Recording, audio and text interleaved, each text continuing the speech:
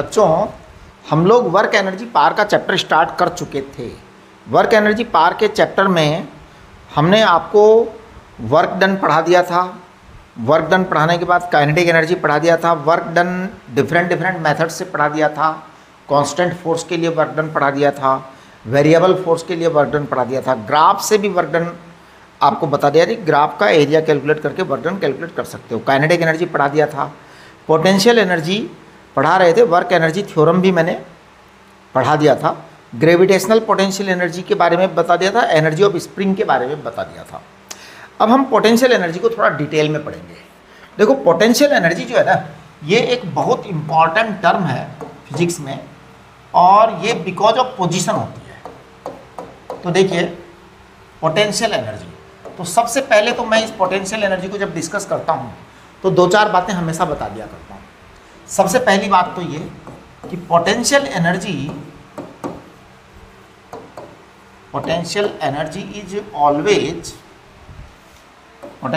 Is always discussed for a field of force, is always discussed in presence of some field of force.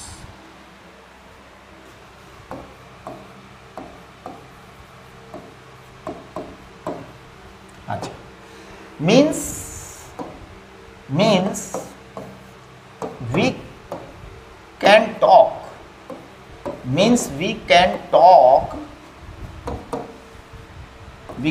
or we can think of potential energy.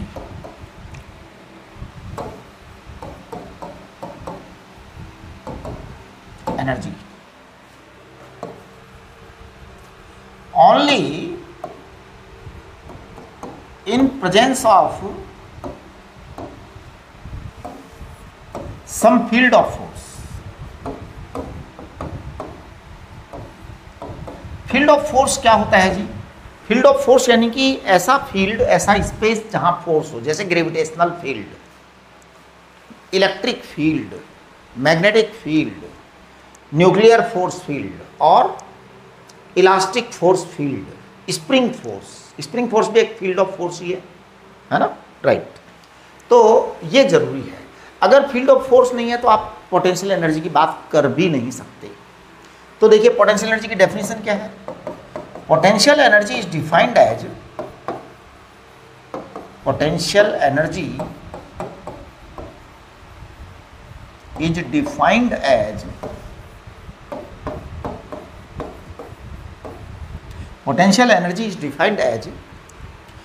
work done in establishing a body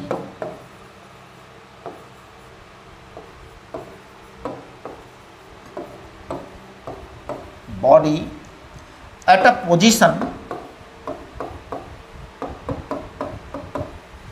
in a field of force.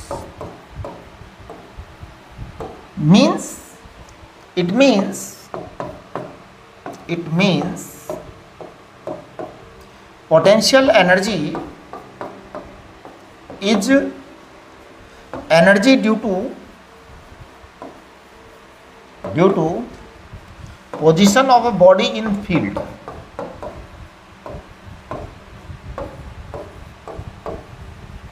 In a field of force. थोड़ा सा इस बात को समझिए। जैसे कोई body है, हम उसको कहीं पर एस्टैब्लिश करना चाहते हैं किसी फील्ड ऑफ फोर्स में, तो उसके लिए जितना भी वर्क होगा वो सारा पोटेंशियल एनर्जी है।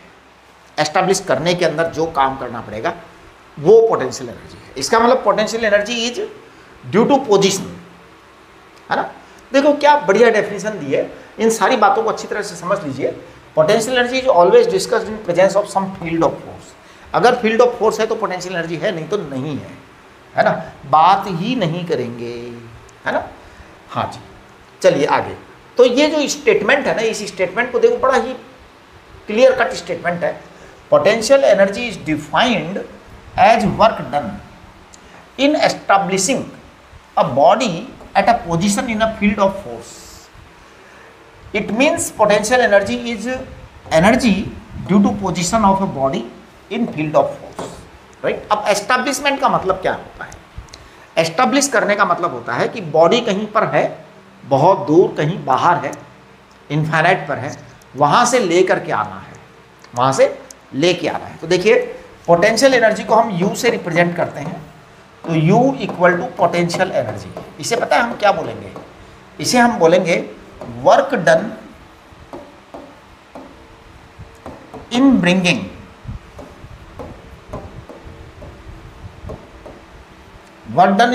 a body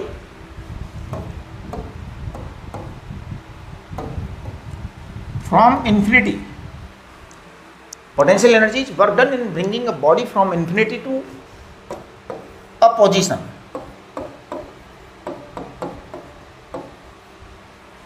Potential energy is work done in bringing a body from infinity to a position in field of force against the field force, against the force। ये ध्यान रखो, against the force, against the force यानी हमें मेहनत करनी पड़े, वो बात है। यानी कि आप जब एक बॉडी को इन्फिनिटी से लेकर के आ रहे हैं और कहीं पर लेके आना चाहते हैं इन्फिनिटी से, और आप उसके अंदर फोर्स के अगेंस्ट वर्क करते हैं, तो पोटेंशियल एनर्जी है, तो पोटेंशियल एनर्जी है। इसका मतलब पोटेंशियल एनर्जी को हम डिफाइन करेंगे कि U is equal to integration F vector dot dr displacement vector है, dr डिस्प्लेसमेंट वेक्टर है। कहाँ से लाना है? इन्फिनिटी से लाना है। कहाँ तक लाना है? r डिस्टेंस तक, r पोजीशन तक, है ना। अब देखिए इसको हम क्या लिखेंगे? इसको हम लिखेंगे integration infinity to r F dot dr। F dot dr को मैं लिखूंगा F dr cos theta, cos theta. अब मैं इसको लिखूंगा it is equal to integration infinity to r F dr cos theta. cos theta को मैं लिखूंगा cos 180 डिग्री। सवाल उठता है 180 डिग्री क्यों लिखा? cos 180 डिग्री क्यों लिखा? क्योंकि डेफिनेशन देखिए आप, work done in bringing a body from infinity to a position in field of force against the force, ये असली चीज है। Against the force, against the force यानी कि फोर्स आपका जिधर है उसके उल्टा डिस्प्लेसमेंट हो रहा है, वो काम है। इसलिए आप इसको लिखेंगे U equal to minus integration R F dr cos 180 degree बराबर -1 होता है। ये आपका U का फॉर्मूला हो गया। तो ये U का बहुत ही इंपॉर्टेंट और सदाबहार फॉर्मूला है। हमेशा पोटेंशियल एनर्जी की कैलकुलेशन हम इसी से करेंगे, पोटेंशियल एनर्जी की कैलकुलेशन इसी से करेंगे हम, राइट। अच्छा चलिए, ये तो हमने पढ़ लिया। अब मैं आपको एक कुछ बातें बताना चाहता हूँ। हमारा ये तो एकदम परफेक्ट फॉर्मूला बन गया, हमेशा हमेशा के लिए बन गया। और आपको बताऊँ, कभी भी मैं इसके अलावा किसी फॉर्मूले का यूज नहीं करूँगा पोटेंशियल एनर्जी कैलकुलेट करने के लिए, हमेशा यही काम में लूँगा। तो इसको आप फिक्स कर लो, राइट। अच्छा, अब हम बात करेंगे इसके अलावा कि पोटेंशियल एनर्जी इंक्रीज कब होती है, डिक्रीज कब होती है। तो देखिए,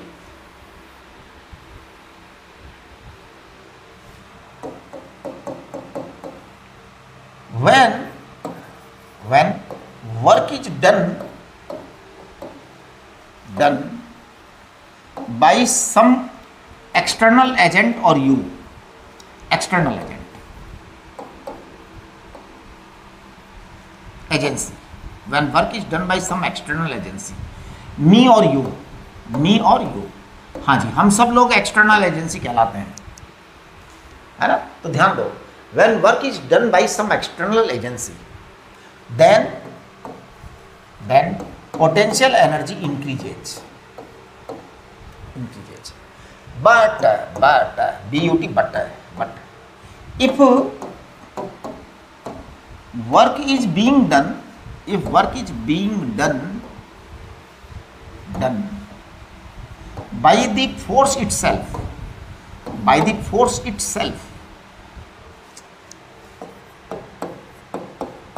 itself, then potential energy decreases.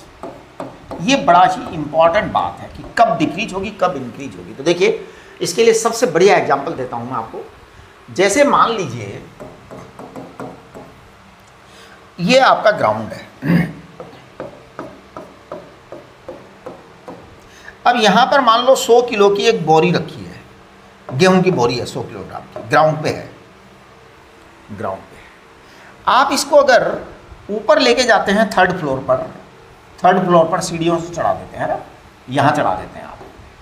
अब अगर आपने इस बोरी को यहाँ चढ़ा दिया तो अर्थ तो चाहती नहीं है ये काम, ग्रेविटेशन कभी नहीं चाहता। ग्रेविटी तो हमेशा हर चीज़ को नीचे ही खींचना चाहती है, ग्रेविटी तो हर चीज़ को नीचे खींचना चाहती है, कोई चीज़ ऊपर जाना ही नहीं चाहती। लेकिन फिर भी आपने पहुंचा दिया, है ना, हाँ फिर भी आपने पहुंचा दिया। तो ये क्या है, जब हमने यहाँ से यहाँ पहुंचा दिया तो हमने वर्क किया, वी डिड हार्ड वर्क, हमने हार्ड वर्क किया। जब हमने हार्ड वर्क किया तो पोटेंशियल एनर्जी बढ़ गई है। इसका मतलब अगर हमने ऊपर ले जा गए हैं तो हम पोटेंशियल एनर्जी बढ़ चुकी है, पोटेंशियल एनर्जी इंक्रीज हो चुकी है, राइट, ओके। अच्छा अब आप देखो, अगर मान लो ऊपर ले जाके आप इसको गिरा दो, नीचे गिरा दो तो क्या हो, गिरा दो तो गिरा दो, आपको तो कुछ नहीं करना पड़ेगा, धरती माता करेगी जो करेगी। अब सुनिए, अब इसका मतलब work is being done by the gravitation, इसका मतलब पोटेंशियल एनर्जी डिक्रीज हो गई है, पोटेंशियल एनर्जी डिक्रीज हो गई है। तो जब नीचे आएगा तो ग्रेविटेशनल पोटेंशियल एनर्जी डिक्रीज होगी, जब ऊपर जाएगा तो ग्रेविटेशनल पोटेंशियल एनर्जी इंक्रीज होगी। जैसे मान लो यहाँ पे प्लस क्यू चार्ज है और यहाँ एक स्मॉल प्लस क्यू चार्ज है, तो पता है ये प्लस और प्लस में आपस में क्या होगा, रिपल्सन होगा। रिपल्सन होगा तो ये प्लस इस प्लस को धक्का मारेगा।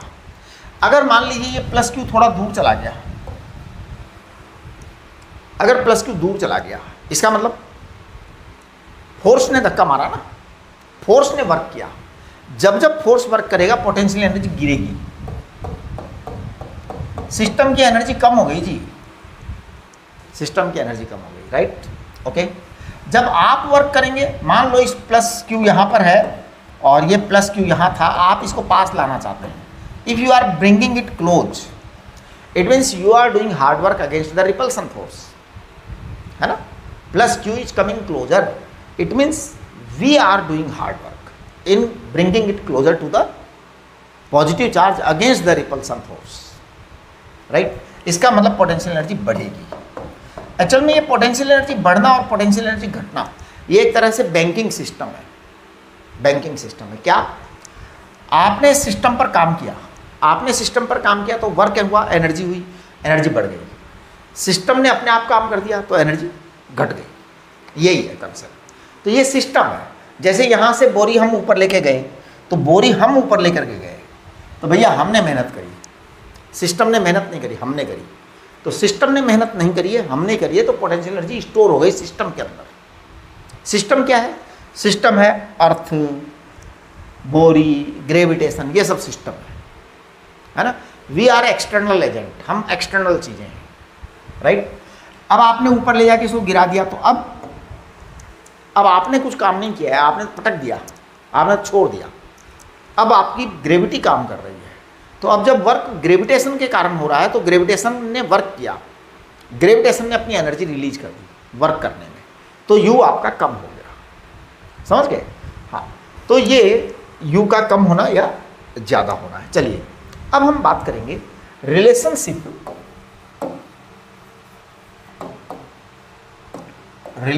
Between you and F, potential energy and force में रिलेशनशिप। देखो अभी अभी हमने पोटेंशियल एनर्जी को डिफाइन किया था, क्या डिफाइन किया था, minus F D R infinity से आर तक, ये डेफिनेशन दी थी ना। अब हम अगर इसको डिफरेंशिएट कर दें तो देखिए डिफरेंशिएशन करने में क्या होता है, differential is reverse process of integration. किसी इंटीग्रेशन को जब डिफरेंशियल करते हैं तो इंटीग्रेशन गायब हो जाता है। हाँ जी, तो ये डिफरेंशियल करेंगे तो इंटीग्रेशन गायब कर दो, यानी कि एफ डी आर आ जाएगा। अब हम इस एफ को लिखेंगे minus d u upon d are. अब मैं आपको एक आज बहुत ही इंपॉर्टेंट बात बताने जा रहा हूँ, बहुत इंपॉर्टेंट। ध्यान दीजिए वो क्या है, d अपॉन डी आर। बेटा इसमें जो r है ना ये पोजीशन है। r क्या है, पोजीशन होती है। और पोजीशन में क्या क्या शामिल होता है ये बताओ। पोजीशन में शामिल होता है x, y एंड z। अगर हम r वेक्टर लिखते हैं तो हम क्या लिखते हैं, r वेक्टर को हम लिखते हैं x i cap plus Y j cap plus Z k cap. तो हमेशा इसके अंदर x और y और z तीनों इंक्लूड होते हैं। d अपॉन डी आर को मैं लिख देता हूं, d अपॉन डी आर इसको मैं लिख देता हूं del upon del x i cap plus del upon del y j cap plus del upon del z k cap, ऐसा मैं लिखता हूं। अब सवाल उठता है कि व्हाट इज दिस, ये है क्या, मैं बताता हूं क्या है। देखो d अपॉन डी आर इसको कहते हैं टोटल डिफरेंशियल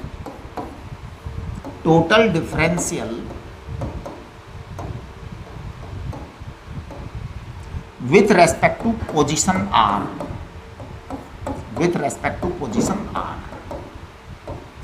r के रेस्पेक्ट में टोटल डिफरेंशियल है, अच्छा।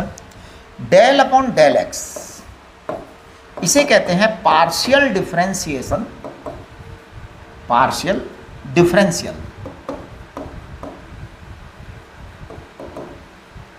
With respect to x partial differentiation है। यानी कि जब हम x के रेस्पेक्ट पे डिफरेंशियल करेंगे तो y और z को कांस्टेंट मानेंगे, यानी y और z का डिफरेंशियल नहीं करेंगे, राइट। चलिए अब अगर मान लीजिए हम इसकी बात करें डेल अपॉन डेल वाई की, तो कुछ नहीं, वही बात है, partial differential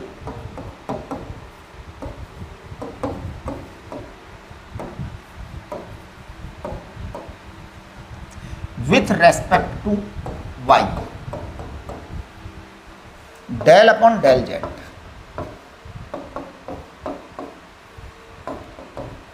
partial differential with respect to z, ये आपका हुआ। अब तीनों को जोड़ देंगे तो टोटल डिफरेंशियल हो जाएगा भैया, बात ये है। x का डिफरेंशियल, y का डिफरेंशियल, z का डिफरेंशियल जोड़ देंगे तो टोटल डिफरेंशियल हो जाएगा। कुल मिलाकर के हम यहाँ पर ऐसे कहेंगे, देखो ये जो अपना f था ना, f, इसको मैं यहाँ लिखूंगा f equal to minus d u upon d r. ध्यान देना मैं क्या लिखने जा रहा हूँ। अब इस minus d upon d r को मैं लिखूंगा del upon del x i cap plus del upon del y j cap plus del upon del z k cap और इंटू यू, ये लिखेंगे, राइट। इसको हम आगे लिख सकते हैं minus del upon del x u i cap plus del u upon del y j cap plus del u upon del z k cap, ऐसा लिख सकते हैं हम, ओके। अच्छा ये जो लिखा है ना, इसी को हम और किस तरह से लिख सकते हैं वो देखो बेटे। ये वाली जो चीज़ होती है ना, ये चीज़, ये कहाँ लिखा, ये वाली जो चीज़ है ना, इसका हम नाम डेल ऑपरेटर कहते हैं। इसको क्या कहते हैं, इसको डेल ऑपरेटर, इसका नाम है डेल ऑपरेटर। हाँ, इसको डेल ऑपरेटर को हम कहते हैं डेल ऑपरेटर, ऐसे del vector, right, it is del operator. तो मैं पता है इसको क्या लिखूंगा, मैं इसको लिख दूंगा कैपिटल F बराबर, वेक्टर तो लगा ही दें है ना, क्योंकि वेक्टर ये है साथ, तो कैपिटल F बराबर आएगा minus del operator of u. Actual में कुछ नहीं हुआ, कोई खास बात नहीं है। दिस एंटायर बकवास has been written as del operator, right. इसी को हम कहते हैं माइनस ग्रेडियंट यू, इसी का नाम ग्रेडियंट भी है, ओके। इसका मतलब ये हुआ कि अगर आपको पोटेंशियल एनर्जी का फंक्शन गिवन है तो आप इसका यूज करके फोर्स निकाल सकते हैं। चलिए मैं फोर्स निकालता हूँ, एक दो क्वेश्चन करते हैं हम एक दो क्वेश्चन करते हैं, ठीक है। देखिए एक क्वेश्चन है कि suppose u equal to k x y z, ये यू है ना। अब आपके पास में जब u बराबर के एक्स वाई जेड है तो आप ऐसा करिए कि f निकालो, तो f आएगा आपका minus del operator of u, simple है ना। तो देखिए मैं डेल ऑपरेटर ऑफ u को क्या बोलूँगा, मैं बोलूँगा del upon del x i cap plus del upon del y j cap plus del upon del z k cap, और u की जगह ये लिख दूंगा मैं, u लिखना है ना अपने को, तो मैं u की जगह लिख देता हूँ के एक्स वाई जेड। ये लो जी, ये हमारा आ गया। अब हम इसको डिफ्रेंशिएट कैसे करते हैं वो देखना आप ज़रा, अब इसको समझ लेना प्लीज कैसे करेंगे।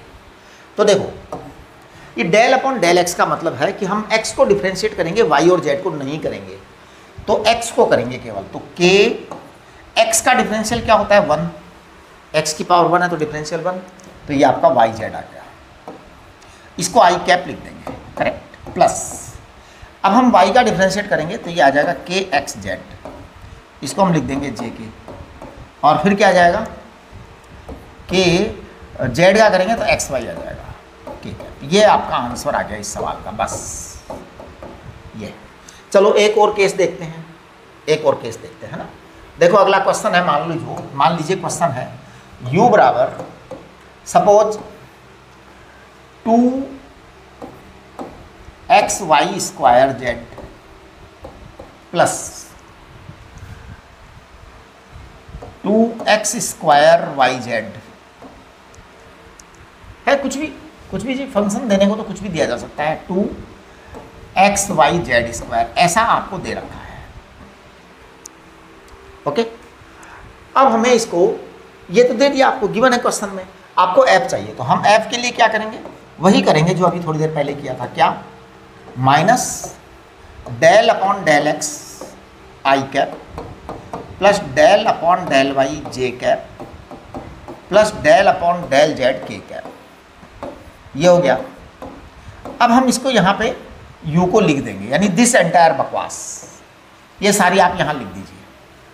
अब हम क्या करेंगे, इसको सॉल्व करेंगे, तो देखना मैं क्या कर रहा हूँ, एक एक स्टेप चेक करना। सबसे पहले माइनस साइन तो है ही, डेल अपॉन डेल एक्स, यानी इसमें मैं सब किससे पहले x का डिफरेंशियल करूँगा, x का, और वाई स्क्वायर जेड को छूँगा नहीं बिल्कुल भी, ओनली x का डिफरेंशियल करूँगा। तो मैं कर रहा हूँ, सबसे पहले देखो 2xy स्क्वायर जेड है, x का डिफरेंशियल 1 आएगा, तो 2y स्क्वायर जेड आ गया, 2y स्क्वायर जेड आ गया, है ना, करेक्ट। x का 1 आ गया डिफरेंशियल, प्लस 4, ये x स्क्वायर है तो ये आएगा 4xy Z plus 2y Z square, ये आई कैप आया है बेटा, ये आई कैप आया है, क्योंकि अभी हमने केवल डेल अपॉन डेल एक्स किया है। डेल अपॉन डेल एक्स यानी कि whatever function you have been given that you have to differentiate with respect to x only, जो भी फंक्शन आपको दिया है उसको आपको केवल x के रेस्पेक्ट में डिफरेंशिएट किया है, y के रेस्पेक्ट में अभी तक नहीं किया है, z के रेस्पेक्ट में अभी तक नहीं किया है, ठीक है। चलिए अब हम y के रेस्पेक्ट में डिफरेंशिएट करेंगे ईमानदारी से, तो देखना जरा, अब देखो हर चीज को y के रेस्पेक्ट में डिफरेंशिएट करेंगे तो ये आ जाएगा 4xyz, ठीक है।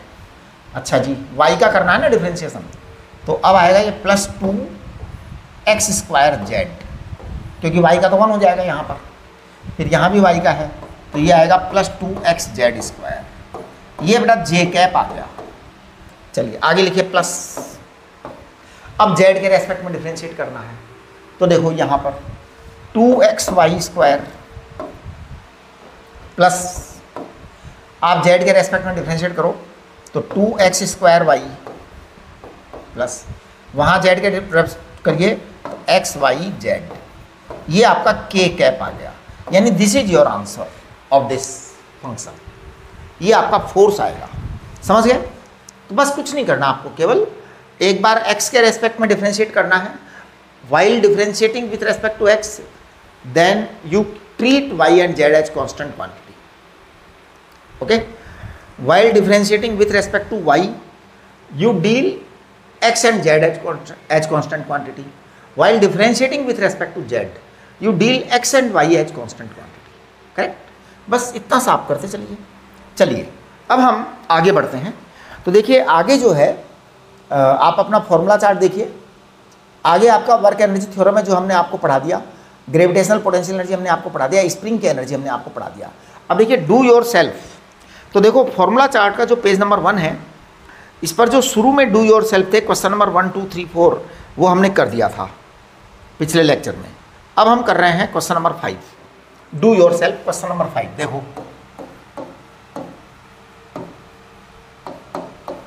क्वेश्चन नंबर 5 समझिए. क्वेश्चन नंबर 5 क्या है? A rain drop of mass 2 gram falling from height 1 kilometre, अरे वाह, hits the ground with speed this, find the work done by gravitational force. अच्छा, find the work done by opposing resistive force. Okay चलो जी. Rain drop है मास 2 ग्राम की, 1 kilometre से आ रहा है ना. हमें धरती माता से इसी स्पीड से टकराया है. तो सबसे पहले तो एक काम करते हैं, वो आ गया नीचे तक, तो धरती माता ने कुछ काम किया ही होगा, है ना. तो देखिए वर्क डन बाय ग्रेविटी,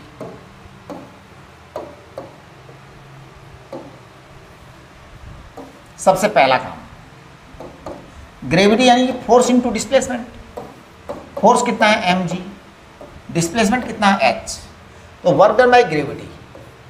अब ध्यान दीजिए यहाँ पर जो है ना cos 0 आएगा, cos 0 आएगा. क्यों आएगा cos 0? क्योंकि ड्रॉप नीचे आ रही है, ग्रेविटेशनल फोर्स भी नीचे ही है, तो जिस डायरेक्शन में फोर्स है उसी डायरेक्शन में ड्रॉप आ रही है. इसका मतलब यहाँ पर 0 cos आएगा, राइट. चलिए तो ये आ जाएगा आपका mgh. जरा m की वैल्यू देखना, 2 ग्राम है. ग्राम का मतलब 10 की पावर -3 होता है आजकल. g को तो हम 10 लिख देते हैं और h को हम लिख देते हैं 10 की पावर 3, यानी कि 20 जूल आ गया. ये तो वर्क डन बाय ग्रेविटी आ गया, राइट. दूसरा कह रहे हैं find the work done by opposing resistive force. ठीक है जी. अब देखो बेटा, ग्रेविटी ने इतना वर्क कर दिया है ना. अब हमें फ्रिक्शन का वर्क डन कितना हुआ, फ्रिक्शन ने कितना लॉस किया, वो हमें पता लगाना है रेजिस्टिव फोर्स में.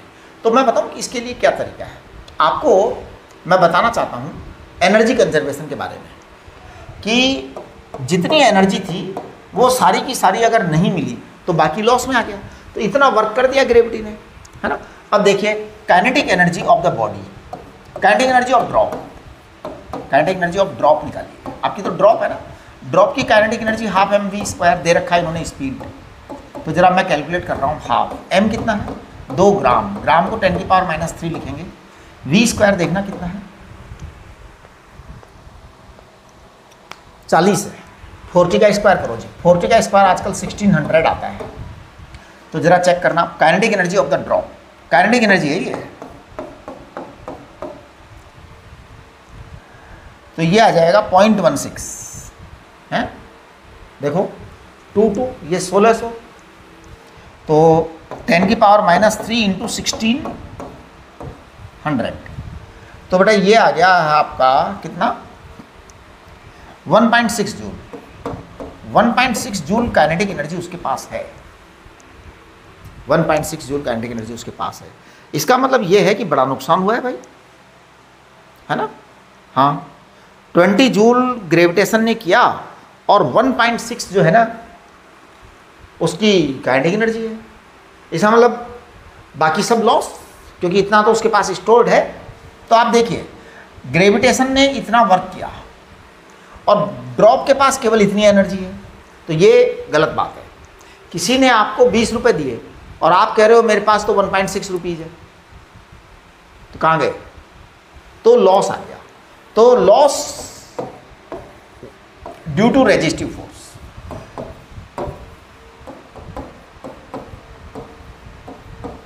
Loss due to resistive force आ गया 20 - 1.6, यानी कि ये आएगा 18.4 जूल का लॉस हो गया. This is work against the resistive force. It is work done by the resistive force.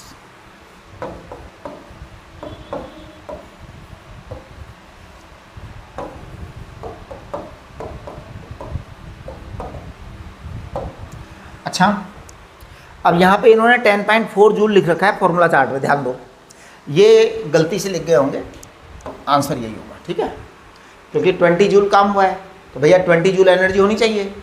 बात सिंपल है, 20 जूल वर्क हुआ है तो 20 जूल की एनर्जी चाहिए जी। मुफ्त में, फ्री में लॉस वगैरह कभी नहीं होते।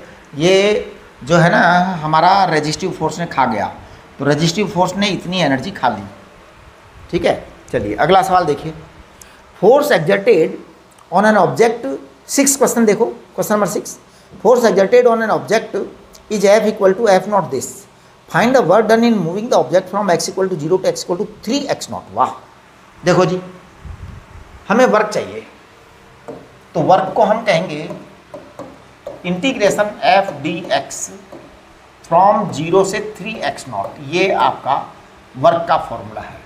चलिए अब ज़रा फोर्स की वैल्यू बताइए। फोर्स की वैल्यू है यहाँ पे F naught x upon x not -1 into D x, ये आपका आ गया 0 से 3x नॉट, आ गया ना। अब जब ये चीज़ आ गई है तो ज़रा ध्यान दो, आप एफ नॉट को बाहर निकालो, निकल गया बाहर। अब आप जो है ना इसको इंटीग्रेट करिए ईमानदारी से। देखिए 1 अपॉन एक्स नॉट, ये एक कांस्टेंट क्वांटिटी है, 1 upon x not constant quantity है। एक्स का इंटीग्रेशन करिए आप, एक्स का इंटीग्रेशन होगा x square upon 2 minus 1 D x, तो 1 का इंटीग्रेशन आएगा x। अब आपकी लिमिट है 0 से 3x नॉट, तो आप ईमानदारी से लिमिट को रखिए। तो देखिए क्या होगा, एफ नॉट आपका बाहर है और यहाँ लिख दीजिए आप 1 अपॉन 2x नॉट। अब आप x स्क्वायर में अपर लिमिट रखिए 3x नॉट, तो 3x नॉट कितना आएगा 9x not square, 9x not square minus x यानी कि 3x नॉट। चेक करो जरा, तो ये आपका वर्क आ जाएगा, ये आपका वर्क आ जाएगा। तो एफ नॉट कितना होगा, एफ नॉट कितना होगा 4.5x माइनस 3, तो ये 1.5x नॉट आ जाएगा। 4.5 में से 3 जाता है तो 1.5 बचता है शायद आजकल, तो ये वर्क आना चाहिए 3/2 F naught x naught. Check करिए आंसर है क्या ऐसा, हाँ यस करेक्ट। तो देखो कितना आराम से सवाल सॉल्व हो रहा है। चलिए क्वेश्चन नंबर 7 देखो, अब क्वेश्चन नंबर 7 देखिए, gardener pushes a lawn roller, अच्छा gardener pushes a lawn roller over a rough surface, he applies a force of 150 newton over a distance of 5 metre, ठीक है। After that he gets tired and his applied force reduces linearly with distance to 75 Newton. अच्छा मतलब इतना कम हो गया बाद में, पहले तो उसने क्या किया 150 न्यूटन लगाया 5 मीटर तक। After that he gets tired and his applied force reduces linearly with distance 75 newton, the total distance moved is 10 metre. अच्छा resistive force is 75 newton, calculate the work done by the man. अच्छा resistive force जो है वो 75 Newton है,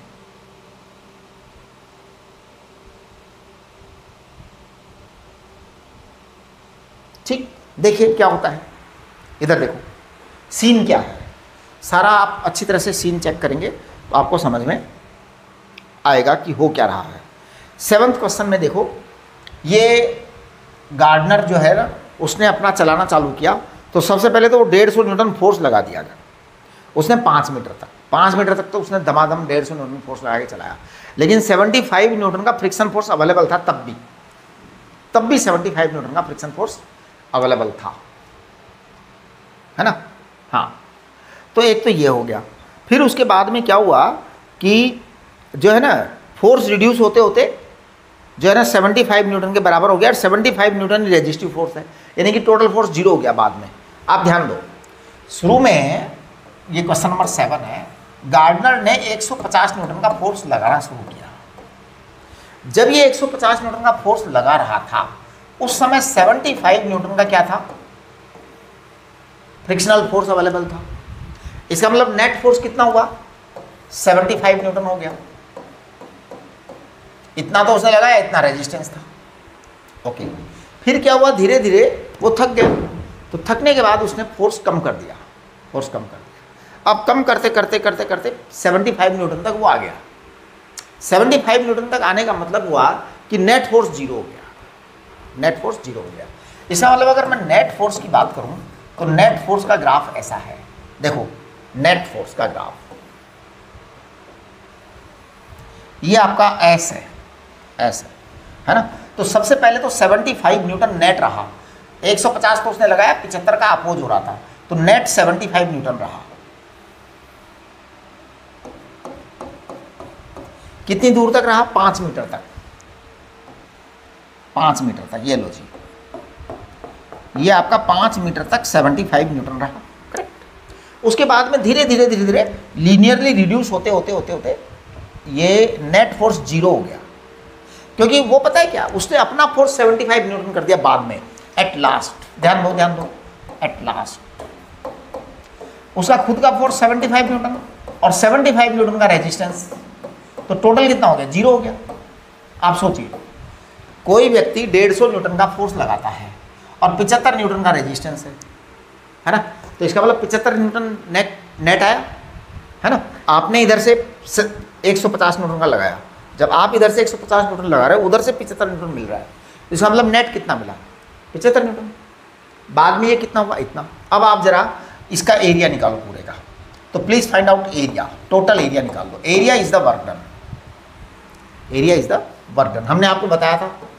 तो अब मैं work done calculate कर रहा हूँ। सबसे पहले तो मैं ये 75 × 5 ये वाला एरिया निकाल देता हूँ, लेंथ इंटू ब्रेड्थ, क्योंकि ये तो रेक्टेंगल है, रेक्टेंगल है तो सीधा सीधा निकालो। रेक्टेंगल 75 × 5, ये तो एक काम कंप्लीट हो गया। Plus half base into height, तो बेस है 5, हाइट है 75। ये लो जी, जरा कैलकुलेट करना, आप जरा कैलकुलेट करिए जल्दी से, कितना आया। 75 × 5 375 आएगा, है ना, 375 प्लस, अब 375 का आधा करो तो मेरे को लग रहा है ये 187.5 आएगा। दोनों का ऐड करना जरा, 375 एंड 187.5 को ऐड करिए।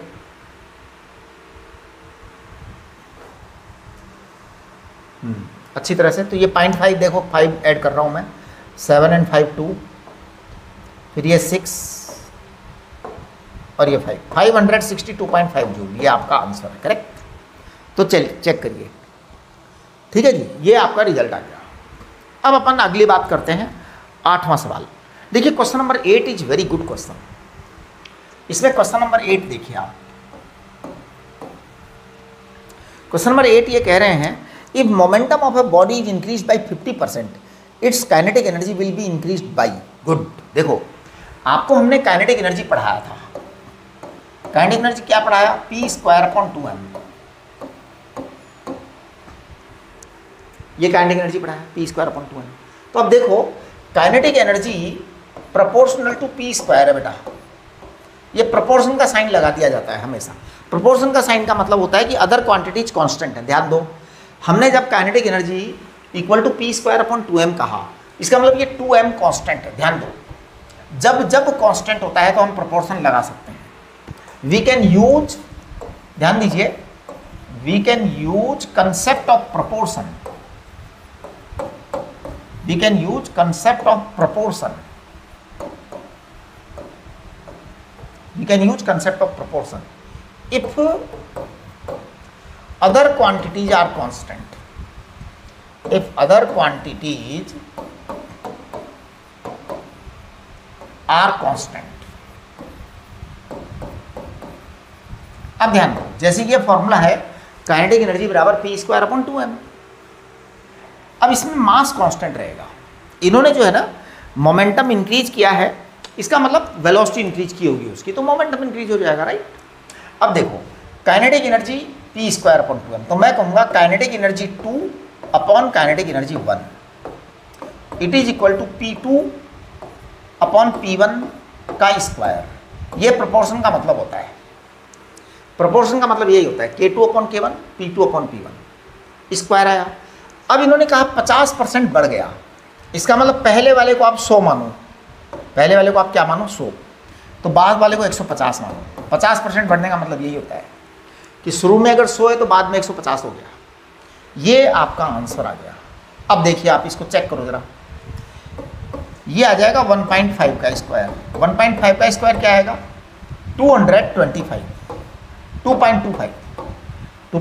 तो ध्यान दीजिए आप जरा please, be very very careful. K2 upon K1 ये आ गया आपका 2.25। इसका मतलब ये होता है कि K2 बराबर आ गया है 2.25 K1, ये आया। हमें ये नहीं बताना, हमें बताना है कि काइनेटिक एनर्जी कितनी बढ़ी, कितनी बढ़ी। तो देखिए change in kinetic energy delta k is what, change in kinetic energy. Change in kinetic energy होगा K2 माइनस K1। K2 है 2.25 माइनस K1, यानी कि आपकी जो डेल्टा के है ना चेंज, वो कितना आया, डेल्टा के आया है आपका 1.25 K1, ये चेंज आया है। आपको मैं बताऊं परसेंटेज जो होता है ना, परसेंटेज चेंज, ये हमेशा होता है डेल्टा के अपॉन K1 इंटू 100%, ये परसेंटेज चेंज होता है। तो डेल्टा के अपॉन K1 कितना है, डेल्टा के अपॉन K1 है 1.25, इसको 100 से मल्टीप्लाई करो तो ये आपका 125% आ जाएगा। चेक करिए जरा 125% आंसर है क्या।